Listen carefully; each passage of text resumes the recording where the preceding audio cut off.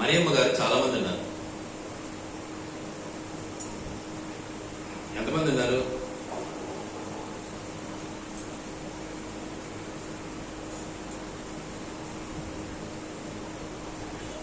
దాదాపు 6 మంది ఉన్నారు.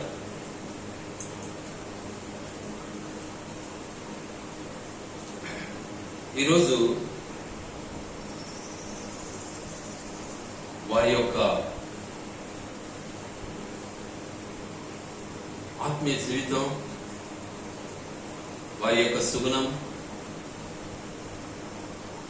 వారి యొక్క విశ్వాస జీవితం మనము తలపోసుకుంటూ దేవుని మనం ఆరాధించుకున్నాం. జ్ఞాపకం చేసుకోండి దయచేసి. వాస్తవానికి స్త్రీ యొక్క ఉద్దేశం, స్త్రీ యొక్క జీవిత విధానం దేవుడు దేనికి పోల్చాడు? సంఘానికి పోల్చాడు. కాబట్టి స్త్రీ ఉండవలసినటువంటి సంఘ జీవితం, స్త్రీలో ఉండవలసినటువంటి సంఘ క్రమం, స్త్రీలో ఉండవలసినటువంటి సంఘ ఆరాధన, ఇవన్నీ కూడా మనము కలిగి ఉండాలి. అది దేవుని యొక్క ఉద్దేశం. అలా లేకుండా మాకన్నీ తెలుసు అన్నటువంటి అహంతో మనము దేవుని ఆరాధిస్తే మన ఆరాధన అక్కడ చేరదు. అందుకే కొందరు స్త్రీలని పరిశుద్ధ గ్రంథంలో రాసి పెట్టాడు దేవుడు. ఇక పాత నిబంధనలు చాలా మంది ఉన్నారు, లేకపోలే. కానీ ప్రస్తుతం ఈ నూతన నిబంధనలో యేసు క్రీస్తు ప్రభుల వారి యొక్క ఆ దినాలలో మరి మనము గమనించినట్లయితే మొట్టమొదటిగా ఎవరిని జ్ఞాపకం చేసుకున్నాం? తల్లి అయిన మరియమ్మని జ్ఞాపకం చేసుకున్నాం. ఒకసారి చూడండి దయచేసి.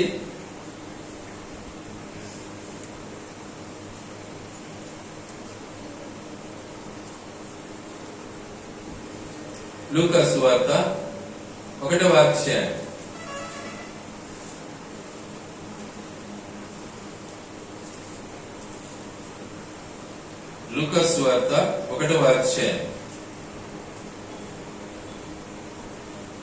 28వ వచనం చదువుకున్నాం అందరం కలిసి. ప్రత్యేకతను జ్ఞాపకం చేసుకోవాలి, ప్రత్యేకతను మనము గ్రహించాలి, ఆ ప్రత్యేకతను మన జీవితంలో మనము అనుభవించడానికి ప్రయత్నించాలి. అలా చేయకుండా మన ఇష్టానుసారంగా మనదేదో మంచిది, మన నీతే గొప్పది అనుకుంటే మాత్రము అది దేవుని దృష్టికి గొప్పది కాదు. జాగ్రత్త. చదువుకున్నాం 28వ వచనం. ఆ దూత లోపలికి వచ్చి ఆమెను చూచి, దయాప్రాప్తురాలా, నీకు శుభము, ప్రభు నీకు తోడై ఉన్నాడని చెప్పాను. చాలు. చూసారా ఏమంటున్నాడు ఇక్కడ? ఆమె ఎవరు? ఆమె అసలు మరియమ్మ. ఎవరా మరియమ్మ? పెళ్లి కాని మరియమ్మ, పెళ్లి కాని మరియమ్మ, ప్రదానం చేయబడిన మరియమ్మ, యోసేపుకు ప్రదానం చేయబడినటువంటి మరియమ్మ. అయితే ఆమెను దేవుడు ఏమని పిలుస్తున్నాడు? దూత వచ్చి ఏమని పిలుస్తా ఉంది? దేవుడు చెప్పిందే చెప్తాడు, దేవుడు చెప్పేది చెప్పాడు దూత. అదే దూత అంటే. దేవుడు చెప్పేది ఒకటి, దూత చెప్పేది ఒకటి అయితే దూత పనికిరాదు. కాబట్టి ఏమంటున్నాడు? దయా ప్రాప్తురాలా అన్నాడు. ఏమన్నాడు అక్కడ? దయా ప్రాప్తురాలా, దయ పొందినటువంటి దానవు. ఎవరి ద్వారా? దేవుని ద్వారా. చూడండి, ఆలోచించండి ఒకసారి. దేవుని యొక్క దయను పొందినటువంటిదిగా, ప్రాక్టికల్ గా, పర్సనల్ గా, యథాదృష్టిగా, ఎదుటిగా, సూటిగా, కనుదృష్టితో ఒకరి ముందు ఒకరు సంభాషించినటువంటి సంభాషణ ఇది. దయా ప్రాప్తురాలా. ఏమంటున్నాడు? నీకు శుభము, శుభము, శుభము, శుభము కలుగునుగాక అంటాడు. అంటే మంచి కలుగును గాక, ఆశీర్వాదం కలుగును గాక. కాబట్టి దేవుని యొక్క ఉద్దేశము ఆ యొక్క మరియమ్మ పట్ల ఎంత అద్భుతంగా ఉంది. ఏంటి ఈ పరిస్థితి, ఎందుకు అలా ఉంది, ఏం కారణం, ఎందుకు అలా ఉంది, ఎందుకుంది అలాగా చూద్దాం. ఆ మాటను కూడా ఒకసారి మళ్ళీ తర్వాత.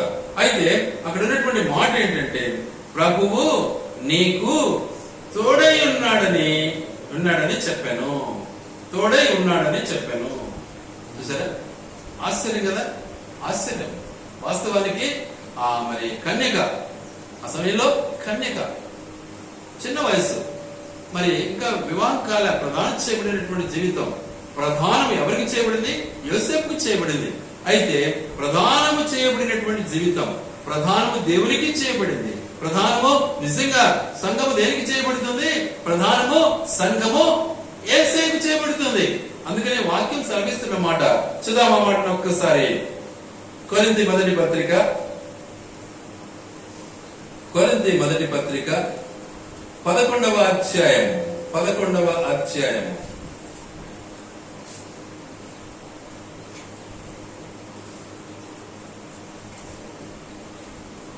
3వ వచనం చదువుకుందాం.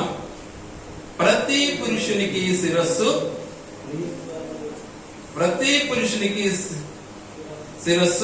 క్రీస్తనియు, స్త్రీకి శిరస్సు పురుషుడనియు, క్రీస్తునకు శిరస్సు దేవుడనియు మీరు తెలుసుకొనవాలనని కోరుచున్నాను. చూసారా, ఇక్కడ ఏమంటున్నాడు? ప్రతి పురుషునికి శిరస్సు ఎవరు? యేసు ప్రభు. ప్రతి స్త్రీకి పురుషుడు ఎవరు? శిరస్సు ఎవరు? పురుషుడు. అయితే క్రీస్తుకు శిరస్సు ఎవరు? దేవుడు, తండ్రి అయిన దేవుడు. బాగా ఆలోచించాలి మాటలు. అయితే వీటన్నిటిని బట్టి స్త్రీ యొక్క ఉద్దేశం అక్కడ ఇవ్వబడినటువంటి పరిస్థితి ఏంటిది అంటే సంఘము. సంఘానికి శిరస్సు ఎవరు? పురుషుడు. పురుషుడు ఎవరు? యేసు క్రీస్తు ప్రభువు. కాబట్టి ఈ శిరస్సును మన జీవితంలో మనం జ్ఞాపకం చేసుకోవాలి. శిరస్సును మనం వదిలిపెట్టి మనిష్టమే అన్నట్లయితే మన బ్రతుకు వ్యర్థమే, ప్రభువుకు అంకితం కాదు సుమా. అయితే ఇక్కడ ఉన్నటువంటి ఈ మాటను మనం ఒక్కసారి జ్ఞాపకం చేసుకుంటే చాలా స్పష్టంగా మనము జ్ఞాపకం చేసుకోవచ్చు. ఎందుకు అంటే ఇక్కడ ఉన్నటువంటి మాటలు ఒక్కసారి మనము గమనించినట్లయితే చాలా స్పష్టంగా అంటుంది. చూడండి, చూద్దాం. లూకా సువార్త 1వ అధ్యాయము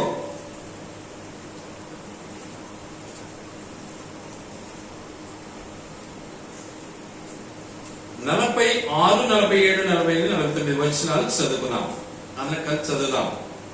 అప్పుడు మరియా ఇట్లనెను, నా ప్రాణము ప్రభువును గనపరచుచున్నది, ఆయన తన దాసురాలి దీనస్థితిని కటాక్షించెను, నా ఆత్మ నా రక్షకుడైన దేవుని యందు ఆనందించెను, సర్వశక్తిమంతుడగు నాకు గొప్ప కార్యములు చేశాను గనుక ఇది మొదలుకొని అన్ని తరముల వారు నన్ను ధన్యురాలందరూ. ఎందుకంటారు ధన్యురాలని? ఎందుకంటారు? చూద్దాం ఆ మాటను కూడా. దానికి జవాబు ఇక్కడ ఉంది. ఒక్కసారి జ్ఞాపకం చేసుకున్నాం. 38వ వచనం అందరం కలిసి. అందుకు మరియా, ఇదిగో ప్రభువు దాసురాలను, నీ మాట చొప్పున నాకు జరుగును గాక అనెను.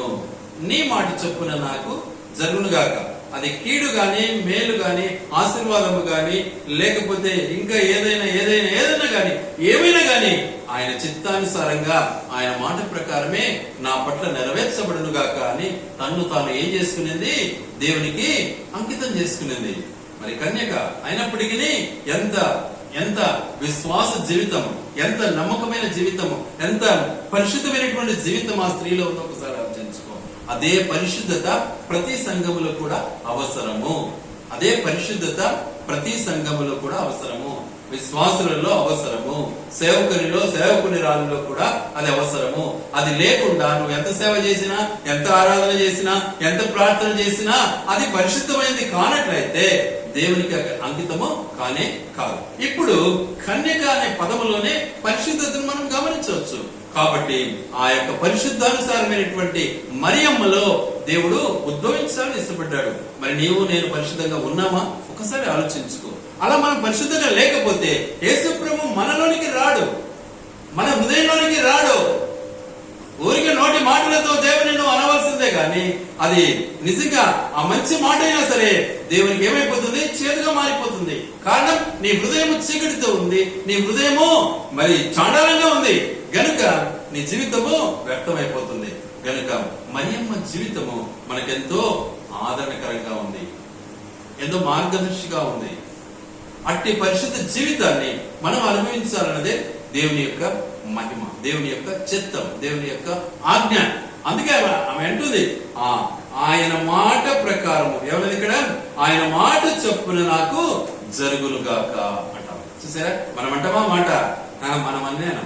ముందు మన కథ చూసుకొని మళ్ళీ చూస్తాంలే దేవుని కాటికి, మళ్ళీ చూస్తాంలే ఆదివారము లేకపోతే సోమవారము ఆ పాత్రను ఈ పాత్రను ఏదో ఒకటి అన్నట్లు మన ఆలోచన మనకు కనబడుతుంది. ఒకసారి ఆలోచించుకోండి. దేవునికి మొదటి స్థానం ఇవ్వకుండా నీ జీవితంలో దేవుని ఆశీర్వాదంలో మాత్రము పొందలేవు. ఇది గ్యారంటీ. మొదట దేవునికి స్థానం ఇస్తేనే నీకు ఆశీర్వాదం. మొదట దేవుని వదిలిపెట్టి తర్వాత దేవుని పట్టుకుంటే నాకీ కష్టం వచ్చింది, నాకీ నష్టం వచ్చింది, నాకీ బాధ వచ్చిందంటే మాత్రము వినేవాడు కాడు. గ్యారంటీ చెప్తున్నా. కారణం ఆయనకు నీ హృదయం కావాలి. ఇచ్చేవాసులు మొదటిది నీ హృదయం ఇవ్వాలి దేవునికి. ఇక్కడ మరియమ్మ ఏం చేస్తా ఉంది, మొట్టమొదట తన యొక్క జీవిత ప్రారంభంలోనే మొట్టమొదట పెళ్లి కాకముందే ఏం చేసింది, దేవునికి అంకితం చేసేసింది. నువ్వు చేసావా? నీ జీవితం అలా ఉందా? లేకుండా ఏడిస్తే ఏం ప్రయోజనం? అలా లేనప్పుడు నీ ఏడుపులు వేషధారణ అంటారు దాన్ని. కాబట్టి మన బ్రతుకును ఒక్కసారి పరిశీలించుకోవాలి. మనం అది పరిశీలించుకోకుండా ఏదో నేనే ఏడుస్తున్నాను, నేనే గనగరం చేస్తున్నాను అంటే మాత్రము ఇంకొక పాపం పెరుగుతుంది మనకు.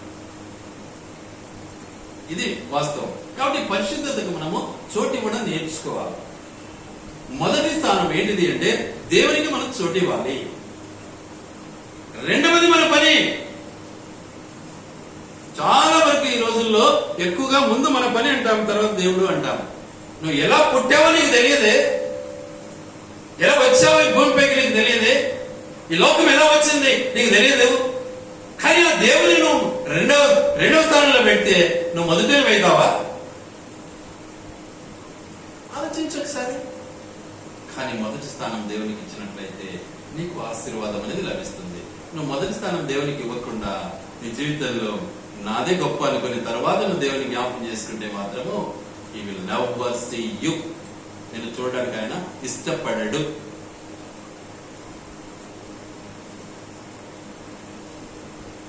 ఒకసారి నేను ఈ పదం వాడినే ఒక ఆఫీసర్ ముందు. నేను ఎందుకు వచ్చాను అనుకున్నావు నీ ఆఫీస్కు? నీ ముఖము, నీ అందం చూడడానికి వచ్చాను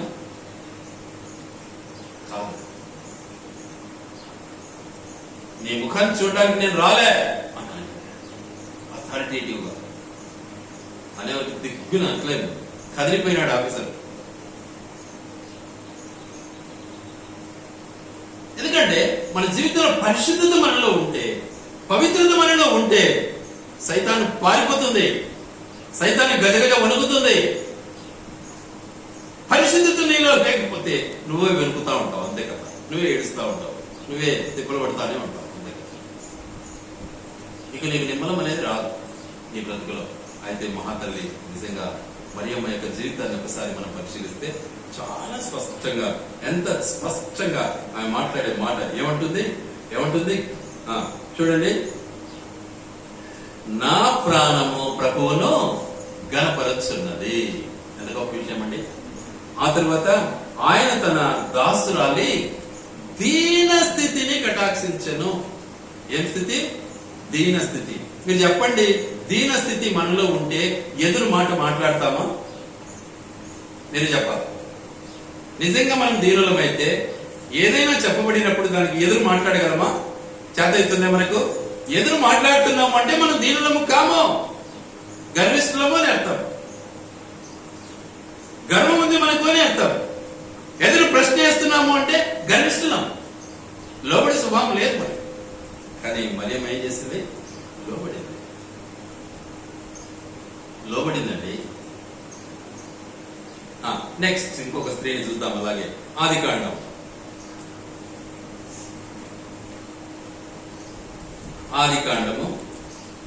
3వ అధ్యాయం.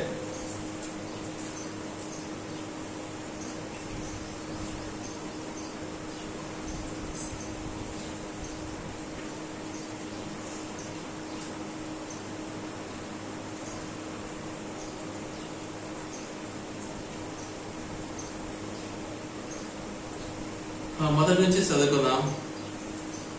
దేవుడైన యెహోవా చేసిన సమస్త భూజంతువులలో సర్పము యుక్తి గలదై ఉండెను.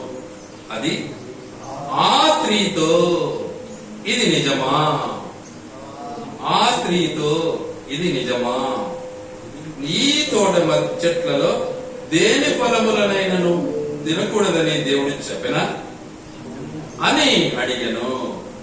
అందుకు స్త్రీ, ఆ తోట చెట్ల ఫలములను మేము తినవచ్చును, అయితే తోట మధ్యనున్న చెట్టు ఫలములను గూర్చి దేవుడు మీరు చావకుండానట్లు వాటిని తినకూడదనియు వాటిని ముట్టకూడదనియు చెప్పెనని సర్పముతో అనెను. అందుకు సర్పము, నీవు చావనే చావవు, ఎలైనగా మీరు వాటిని తిను దినమున మీ కన్నులు తెరవబడిననియు వివేకమిచ్చు రమ్యమైనది ఉండుట చూచినప్పుడు ఆమె దాని ఫలములలో కొన్ని తీసుకుని తిని తనతో పాటు తన భర్తకును ఇచ్చెను, అతడు కూడా తినేను. చూసారా? ఎవరి యొక్క స్త్రీ.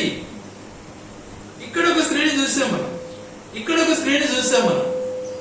దేవుడు చెప్పాడు, దేవుని మాట ప్రకారం జరగని అంటా ఉంది ఈమె ఇక్కడ మరియమ్మ. అయితే ఈమె ఏం చేసింది?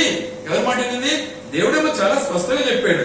ఏమని చెప్పాడంటే చూడండి, 17వ వచనం, 1వ అధ్యాయం 17వ వచనం, 2వ అధ్యాయం 17వ వచనం.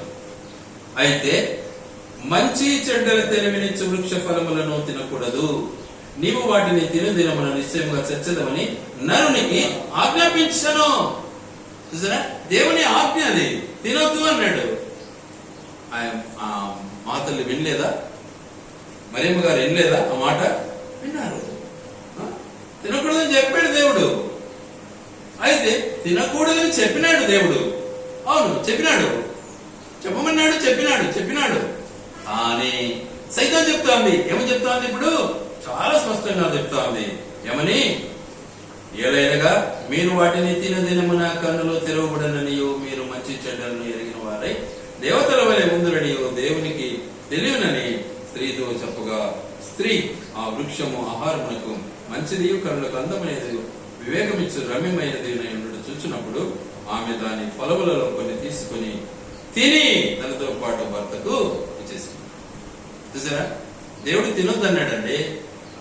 దేవుడు తినొద్దన్నాడు. మాట, ఆజ్ఞ. స్త్రీ ఏం చేసింది? సైతాను మాట వినేసింది. సైతాను తినమంటే తినేది. ఈ రోజు మనం దేవుని మాట వింటున్నామా, లేకపోతే సైతాను మాట వింటున్నామా? ఈ రోజు మనం దేవుని మాట వింటున్నామా మరియమ్మ వలె, లేకపోతే అవ్వ వలె సైతాను మాట వింటున్నామా? ఎవరి మాట వింటున్నాం? శరీరం, సైతాను, లోకం, చీకటి, అతి తెలివి, లోక జ్ఞానం, స్వనీతి, స్వబుద్ధి, దాన్ని ఆధారం చేసుకుని మన బ్రతుకును మనం మార్చుకుంటూ ఉన్నాం. ఎంత ప్రయోజనం? మరి దేవుని మీద నింద వేస్తాము, ఒక పాపం పెంచుకుంటాము. ఎంత నీచమైన ఆలోచన మనది. కాబట్టి మరియమ్మకి ఎక్కడ, మరి అవ్వకి ఎక్కడ? ఒకసారి ఆలోచించండి. న్యాయమేనా? ఆ పాము మోసం చేసిందంటే ఆ సర్పం మాట ఎవరు వినమన్నారు? నేను వినమన్నారు? ఎవరన్నా చెప్పారా? ఈరోజు నువ్వు సర్పం మాట వింటున్నావా, లేకపోతే దేవుని మాట వింటున్నావా?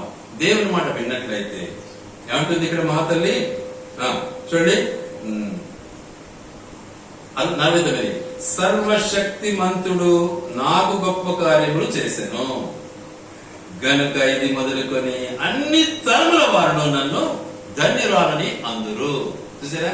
నిన్ను నన్ను అంటారా ధనిలు అని ఆ మాతల్ని అంటారు. కొందరైతే ఈరోజు ఆమెనే పూజ చేసే వాళ్ళు చాలా మంది ఉన్నారు. ఆమె దేవత అని. చూడండి ఎంత ధన్యత వచ్చింది ఆమెకు. ఏం కారణం? దేవుని మాట వినింది. దేవుని మాట నా పట్ల నెరవేర్చబడాలి అని లోబడిందండి. ఆ లోబడిన జీవితమే ఈరోజు ఆమె ధన్యురాలైంది. నువ్వు లోబడ్డావా? అవ్వని ఎవరైనా పూజిస్తారా? చూడండి, ఆమె మొట్టమొదటి స్త్రీ ప్రపంచానికి. ఆమెను ఎవరైనా పూజిస్తారా? కారణం సైతాన్ మాట వినింది, దేవుని మాట వినలే. సో మనం ఎవరి మాట విందాం?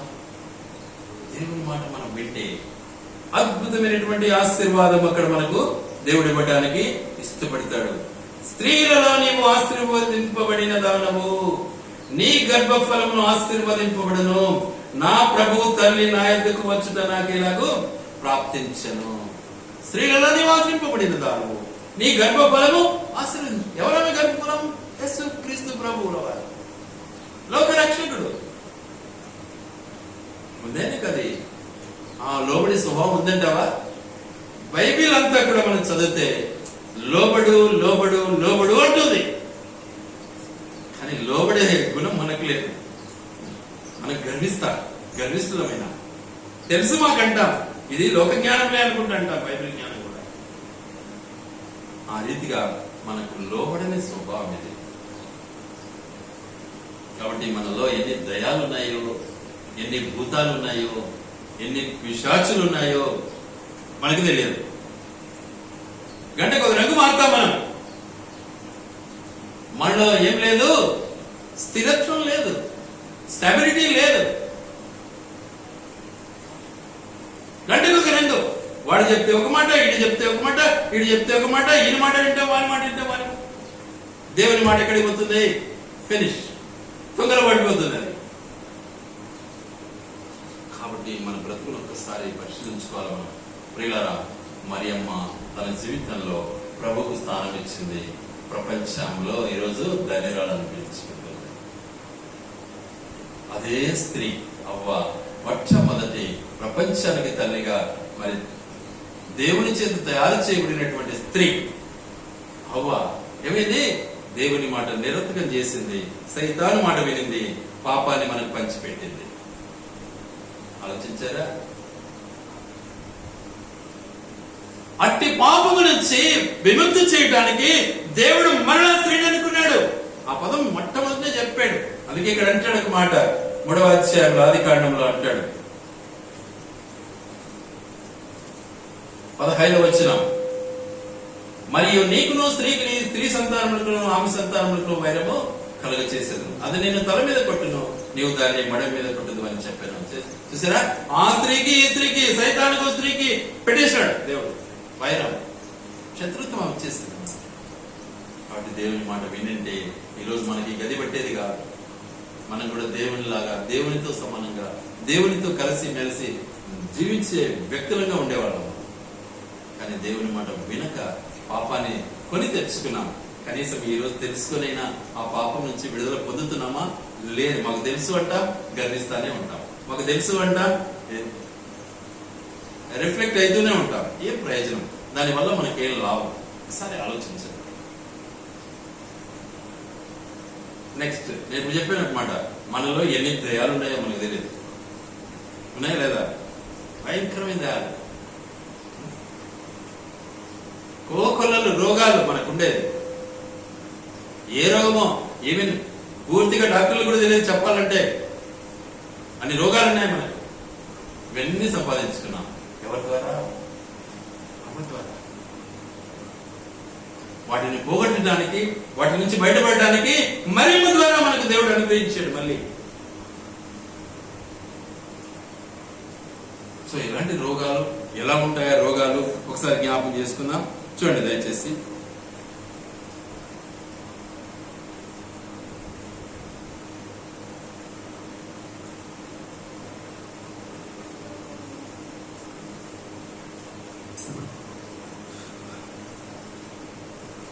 చదివినాము ఇప్పుడే లూకా సువార్త 8వ అధ్యాయం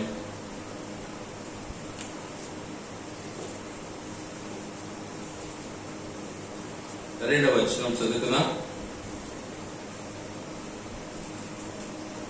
12 మంది శిష్యులను అపవిత్రాత్మలను వ్యాధులను పోగొట్టబడిన కొందరు స్త్రీలను అనగా 7 దయ్యములు పట్టి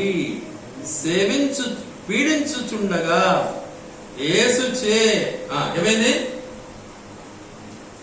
దయ్యములు వదిలిపోయిన మగ్దలైన మరియ. అంటే పరిస్థితి ఏంటి? ఎలా ఉంది? దయ్యాలు పట్టినటువంటి స్త్రీ. మన బ్రతుకులు ఎన్ని దయ్యాలు మనకున్నాయి ఒకసారి ఆలోచించుకో. వాడు చెప్పింది ఒకటి కరెక్ట్ అంటాం, వీడు చెప్పింది ఇది రాంగ్ అంటాం, అది కరెక్ట్ అంటాం, అది కరెక్ట్ అంటాం. దేవుడు నీకు ఏం చెప్పాడు అది కరెక్ట్ కాదా? ఆలోచించుకో. మరి ఈ రోజుల్లో అయితే ఇంకా భయంకరంగా ఉంది పరిస్థితి. వాడు 1000 రూపాయలు ఇస్తాడు, వీడు 2000 ఇస్తాడు, ఇంకొకడు 5000 ఇస్తాడు. ఏది మంచిదో దిక్కు తెలియలే మనకు కదా. దిక్కేది లేదా? ఏది మంచిది వాక్యానుసారంగా గ్రహించండి, లోకానుసారంగా కాదు. అది మంచిది తిను పండు అన్నాడు వాడు, నువ్వు అదే తింటున్నావు. అది తినొద్దు అన్నాడు దేవుడు. తినని జీవితంలో దేవుడు ఆశీర్వాదం కుమ్మరించాడు. తిరిగినటువంటి ఆ జీవితంలో దయ్యాలతో నింపాడు. ఏది బాగుంటుంది నీకు? ఒకసారి ఆలోచించు. తినొద్దు అంటే తిన్నావు. అసలు తినని జీవితాన్ని ఆశ్రయించినటువంటి దేవుడు నిన్ను ఆశ్రయించాడా? ఒకసారి ఆలోచించాలి. మన దేవుడు ఎలాంటి వాడు? ఈరోజు మదర్స్ డే అంటారు కదా. ఈరోజు ఏం డే అంటారు? Mother's day. అంటే తెలుగులో ఏమంటారు?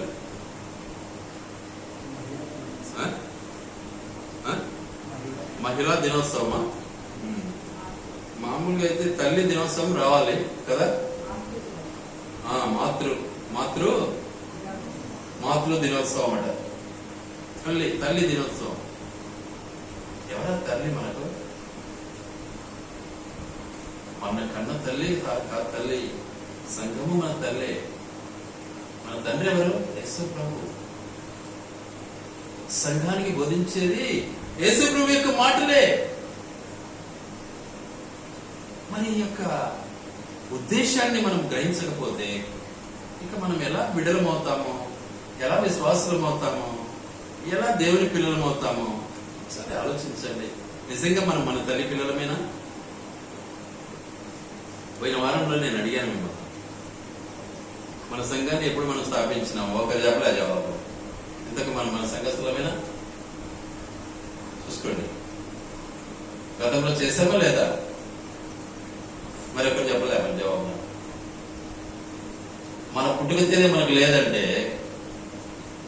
మన అమ్మ మనల్ని ఎప్పుడు కనేది మనకు తెలుదంటే ఇక ఏం ప్రయోజనం? ఎట్లా మనం బిడ్డలమవుతాం? ఎట్లా విశ్వాసమవుతాం? ఆలోచించండి ఒకసారి. అంత జ్ఞానం మనకు లేదు అంటే మనం సైతాన్ బిడ్డలమే కదా. ఆలోచించాలి. నేను అంత సుట్టిగానే చెప్తాను, నచ్చినా మీరు బాగుపడాలా? ఏంటి మాకెంత ఎంత లేకుంటే వదిలిపెట్టాలి, మీ ఇష్టం. ఇంకా బాగుపడేది మీ చేతిలోనే ఉంది, చెడిపోయేది మీ చేతిలోనే ఉంది. చెప్పవలసినటువంటి ధర్మము, పరిశుద్ధతను పంచడం నా ధర్మం. అది నా పనేమి నేను చేయాలి. ఏమనుకుంటారో నేను ఇబ్బంది పడి నేను పాపం పెంచుకునేదానికంటే ఏమన్నా అనుకో, వినకపోని చెప్పడం నా ధర్మం. కనుక పరిశుద్ధతను మనము అపేక్షించేది నేర్చుకోవాలి. దేవుడు ఏదైతే చెప్పాడో తినాకు నేను అది ఆ పని చేయకురాను, అట్లా వెళ్ళాకు, చీకటిలో పోవాకు, ఆ చెట్టు పడి తినాకుంటే లేదు నేను దాని తింటా, నాకు మటుకు అదే కావాలంటే, అదే చాలా రుచిగా ఉంది అంటే అనుభవించు. ఎవరి కోసం? ఈరోజు ఎంతమంది అంటువ్యాధులతో సతమతమై చచ్చిపోతున్నారు? అంతే కదా. చెడు కార్యాలే కదా దానికి కారణం, చెడు వ్యసనాలే కదా దానికి కారణం. ఆలోచించాలి. మనం వాటన్నిటి నుంచి తప్పించడానికి దేవాది దేవుడు యేసుక్రీస్తు ప్రభుల వారు మన కొరకు మరియమ్మని ఎన్నుకున్నాడు. మొట్టమొదట అవని ఎన్నుకున్నాడు. అవ తప్పైంది, చెడిపోయింది, అవ అంతటితో స్టాప్ అయిపోయింది. ఇంకా బయటికి రాలే, వేరే ఎక్కడే అవను చూపిలే దేవుడు. కానీ మరియమ్మని తీసుకొచ్చాడు. ఇక్కడ మరియమ్మ కొత్త నిబంధన అందరిలో కనిపిస్తుంది. మరి అమ్మ కనిపిస్తుందే? ఆమె స్త్రీనే. ఆమెనే మొట్టమొదట దేవుడు తయారు చేసినాడు తన చేతులతో. కానీ చెప్పిన మాట వినలే. మరి అట్టి నీ యొక్క దౌర్భాగ్య స్థితిని నువ్వు గుర్తించకుండా దేవుని మాటను తిరస్కరిస్తే నీ పరిస్థితి ఏంటి? గనుక మనలో ఉన్నటువంటి అపవిత్రత, మనలో ఉన్నటువంటి దయ్యము లేక మనలో ఉన్నటువంటి రోగము పోయిన తర్వాతనైనా, స్వస్థపరచబడిన తర్వాతనైనా మన జీవితంలో యేసయ్యను చేర్చుకున్నామా? అదేనా కావాలా? అది లేకపోతే కూడా మన పరిస్థితి ఘోరంగా ఉంటుంది. చూడండి ఎలా ఉంటుందో. మత్తయి సువార్త 12వ అధ్యాయం, మత్తయి సువార్త 12వ అధ్యాయం 43, 44, 45 వచనాలు చదువుకున్నాం. అపవిత్రాత్మ ఒక మనిషిని వదిలిపోయిన తరువాత అది విశ్రాంతి వెతుకుచు నీళ్లు లేని చోట తిరుగుచుండును. విశ్రాంతి దొరకనందున నేను వదిలి వచ్చిన నా ఇంటికి తిరిగి వెళ్ళుదుననుకుని ఆ ఇంట ఎవరినో లేక అది ఊడ్చి అమర్చి ఉంటుంది చూచి వెళ్లి తనకంటే చెడ్డమైన మరి 7 దయ్యములను వెంట పెట్టుకుని వచ్చును. అవి దానిలో ప్రవేశించి అక్కడనే కాపురముండును. అందుచేత ఆ మనిషిని కడపటి స్థితి మొదటి స్థితి కంటే చెడ్డదగను. అలాగే ఈ దుష్ట తరము వారికి సంభవించు నేను. నేనా రాసిందేమో? నేనా రాసింది? దేవుడు రాసి పెట్టాడా? ఎవరు రాస్తారు ఈ మాటలు? ఆలోచించుకోండి ఒకసారి. రోగం పోయింది, పాపం క్షమించబడింది అంటే ఇక మీదట నువ్వు పాపం చేసేదానికి వీలుండదు. యేసయ్యను చేర్చుకోవాలి. ఖాళీగా ఉంటే కూడా మళ్ళా వస్తాడు నీ కాడికి. నువ్వు వానికే లొంగిపోతావు, బానిసం అయిపోతావు. ఏం చేయాలా? వాడు చెప్తే నేను నిన్నా. ఏం చేయాలి? నేను పడేసి తినమని నేను తిన్నా. అబ్బా అది గొప్ప విషయం నీకు? అది గొప్పదనమా? అది నీచమైన బుద్ధి. కాబట్టి నీలో ఏం కావాలా? దేవునికి లోబడే స్వభావం కావాలి. అప్పుడు నీ జీవితము ధన్యమవుతుంది. అప్పుడు ఆశీర్వాదకరంగా నీ జీవితము కొనసాగుతుంది అన్నమాట. కనుక ఆ రీతిగా మనము నిజంగా అపవిత్రత నుంచి మనము ఏం కావాలి? శుద్ధులం కావాలి. కాబట్టి తన హృదయాన్ని, సమయాన్ని, ఆస్తిని దేవుని కొరకు వాడడం నేర్చుకోవాలి. అది నేర్చుకోవాలి. అది మనం నేర్చుకోవడం లే. ఎంత చెప్పు, ఏమంతా ఇస్తే పాస్టర్ కదా తింటాడు, పాస్టర్కి ఇస్తారు కదా అనుకుంటారు. నిజంగా తినేవాళ్ళు ఉన్నారు కాదనిలే, కానీ దేవుని కొరకు ఖర్చు పెట్టే పాస్టర్లు కూడా ఉంటారు. ఆలోచించుకోండి ఒకసారి. ప్రభు నిమిత్తమై పనిచేసే పాస్టర్స్ కూడా ఉంటారు, సేవకులు ఉంటారు. అందరినీ ఒకే గాడి కట్టేసేట న్యాయమా? అది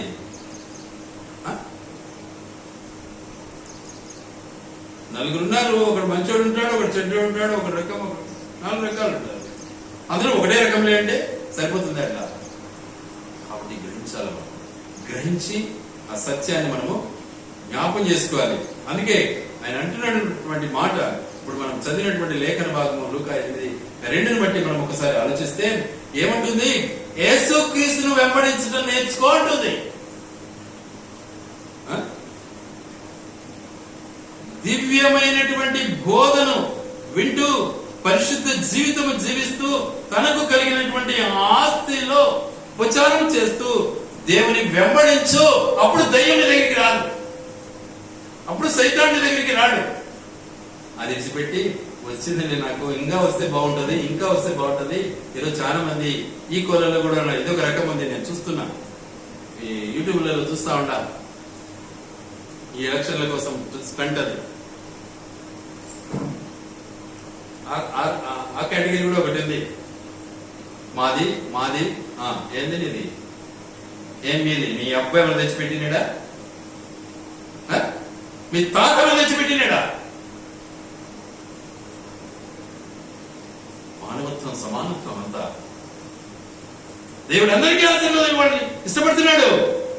నువ్వు గర్వించినావు, నాశనం అవుతున్నావు. లోబడ్డావు, ఆశ్రయించబడుతున్నావు. దేవుని మాట వినలేదు, అంతటితోనే స్టాప్ అయిపోయింది అవ్వ జీవితం. దేవుని మాట వినింది, అంగీకరించింది, యేసును చేర్చుకునింది, ఆశ్రయించబడింది. ఈరోజు ప్రపంచమంతా మ్రోగిపోతా ఉంది. నీ బ్రతికేంటి? ఆలోచించాలి ఒకసారి.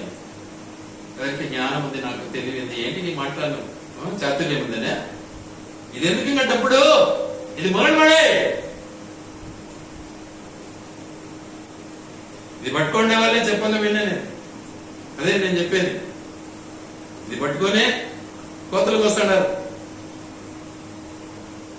ఎంత నీచే బుద్ధి అనిపించింది నాకైతే. నిజంగా చదువుతున్నారు దీన్ని? నిజంగా దీనికి లోబడుతున్నారా?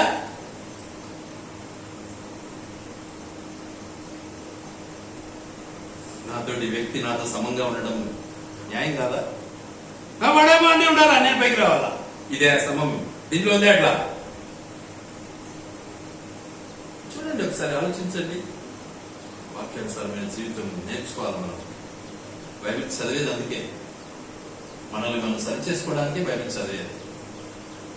కాబట్టి ప్రభువులో మనం కొనసాగు నిమిత్తమై మన దేహాన్ని, మన ఆస్తిని, మన అంతస్తును, దేవుడు మనకిచ్చిన యావదాస్తిని ప్రభువుకు అర్పించడం నేర్చుకునేది మన బాధ్యత.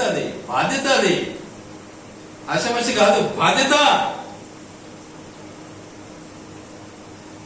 దేవునికి అప్పగించేది నేర్చుకోవాలి మనం. ఏం అప్పగించకుండా ఒట్టి ఆశీర్వాదాలు. ఎంత గొప్ప విశ్వాసం ఇది! మోసం కాదు ఇది, అవునా కాదా? ఆలోచించండి ఒకసారి. ఒకతను రిక్షా దిగుతాడండి. రిక్షా దిగుతూ ఏం చేస్తాడు తెలుసా? ముందు ఒక వాక్యం వెనక ముందు వాక్యం చేస్తూ రిక్షాలో ఏం చేస్తున్నాడు తెలుసా?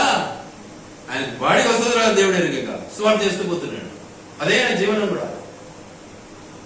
ఏం బ్రతికినేడా దేవుడు ఆయన చెప్తాడా? అద్భుతంగా బ్రతుకుతాడు. మీరు చూసారు కదా, కొందరు ఇట్లా జెండాలన్నీ పెట్టుకొని ఒక ఆయన పోతాడు. ఆయన కొట్టించి పెట్టండి ఈరోజు. మరి ఆఫ్టర్ 4 రోజుల ముచ్చట కోసం నువ్వు దాని గురించి విరవిగితే దేవుడు నిత్య జీవం నీకు ఇవ్వాలని, మరి ఆయన గురించి ఎప్పుడు నువ్వు గ్రహిస్తావు? అవునా లేదా? అది లేదా? ఆలోచించండి. ఇవన్నీ చూసినప్పుడు పని బాధలు వేస్తుంది నాకు. మనుషుడు ఆడపడిపోయినాడు రా నాయన అనిపిస్తుంది. ఎందుకు ఇంత దిగసారిపోయినాడు మనిషి అనిపిస్తుంది.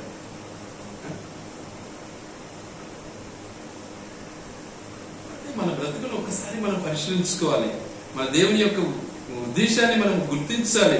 అందుకే ఆయన అంటాడు, మీరు దేవుని ఆలయమై ఉన్నారని మీరు తెలుసుకోండి అయ్యా అంటున్నాడు దేవుడు వాక్యం.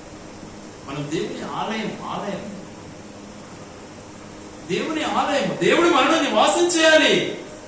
ఎప్పుడు లోకాచలు మనకు ఉంటే దేవుడు ఎలా నివాసం చేస్తాడు? లోక జ్ఞానానికి నువ్వు బానిసవై ఎదిరిస్తూ ఉంటాడు. ఇంకా ఏం ప్రయోజనం దానివల్ల? వాటి పిల్లరా జ్ఞాపకం పెట్టుకోండి. మరియమ్మలా మన జీవితాన్ని మనము సరి చేసుకున్నాం. మగ్దలేని మరియలా మన జీవితాన్ని మనం సరి చేసుకున్నాం.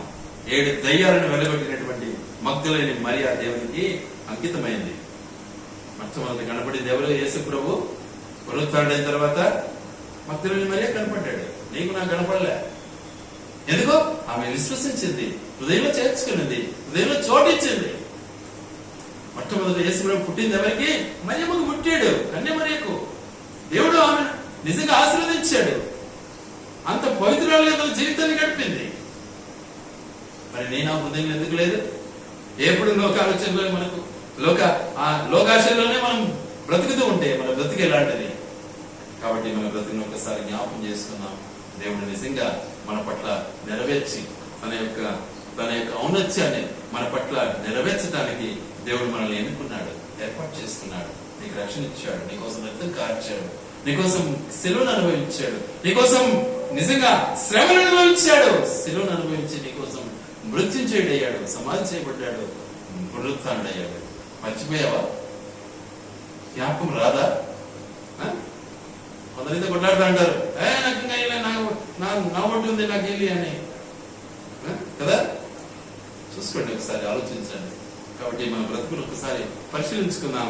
మరి మొదటి స్త్రీని జ్ఞాపకం చేసుకున్నాం, మధ్యలో వచ్చినటువంటి 2000 సంవత్సరాల క్రితం వచ్చినటువంటి స్త్రీని కూడా మనం జ్ఞాపకం చేసుకున్నాం, గతంలో 4000 సంవత్సరాల క్రితం వచ్చిన స్త్రీని కూడా మనం జ్ఞాపకం చేసుకున్నాం. 6000 మొత్తం ఆలోచించండి. ఘనత ఎవరికి వచ్చింది? యేసు ప్రభుని చేర్చుకున్న స్త్రీకి వచ్చింది. కానీ యేసు ప్రభు చెప్పిన మాటను వినటువంటి స్త్రీకి రాలేదు. దురాశకు లోనైపోయింది. ఆ పండు బాగుంది అనుకునింది, ఆ డబ్బు బాగుంది అనుకునింది, ఆ ఆస్తి బాగుంది అనుకునింది, ఆ సొమ్ము మంచిది అనుకునింది, ఆ రంగు మంచిది అనుకునింది. ఆ స్త్రీకి దొరకలే ఆశీర్వాదం. కానీ నాకేం అవసరం లేదు, నా యేసయ్య నాకుంటే చాలా అనుకునింది. ఆ స్త్రీ గౌరవించబడింది. ఈరోజు ప్రపంచం అంతా ఆమెను ధన్యురాలంటూ ఉన్నారు. నేను నా జీవితం ఎలా ఉందో ఒకసారి పరిశీలించుకున్నాను. దేవుడి మాటలు ఆయన వెలుగులు దీవించి ఆశీర్వదించును గాక.